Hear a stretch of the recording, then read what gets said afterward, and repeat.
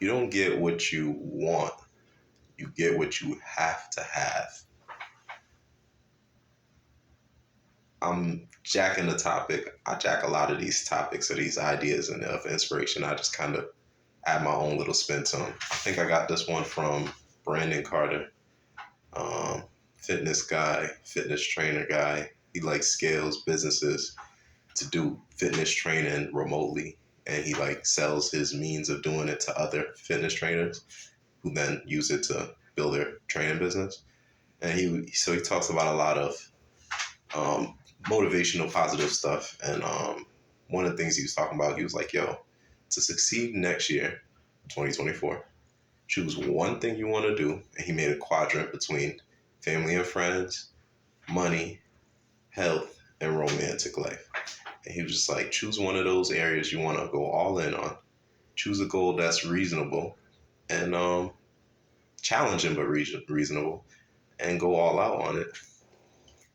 And he was saying the problem people have is they often ask themselves, what do I need to do to succeed, or what do I need to do to make this happen? But they don't ask themselves, what do I have to do to make it impossible to fail? And it sounds like it's a simple idea, and it is a simple idea, but it's very profound nonetheless, because it's like when you ask yourself what you have to do to succeed, you know there's steps that you have to take to be competent in whatever you're trying to do, and therefore that's what'll get you there. But when you flip the question and put a spin on it, maybe take I don't know if it's an inverse version of it, but you ask yourself, what do I have to do to make failure impossible? That's how he phrased it. What do I have to do to make failure impossible? You start putting the most extreme shit possible. And does it mean it's impossible to do it? No. But it does mean a lot of sacrifices have to be made.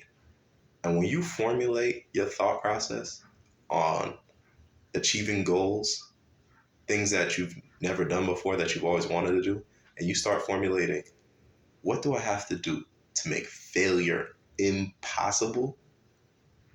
It's like, it makes it very clear to me. And then you could choose if what you think you want is what you really want, or if it's not what you want. And then you could choose to go all in, commit, or you could choose to let it go and just understand this. I like it, but I don't like it that much. I don't want it that much. And that's very important to do, because I think a lot of time we romanticize having to achieve certain things, and then we beat ourselves up for not doing it. But we're not even asking ourselves the right questions. Meanwhile, we can have a much more satisfying life by just doing what we know is really meant for us, not disappointing ourselves along the way. And the whole point is to be fulfilled and happy with the end result. At least you could be fulfilled and happy knowing, having utmost clarity, what I thought I wanted at one point isn't what I really want.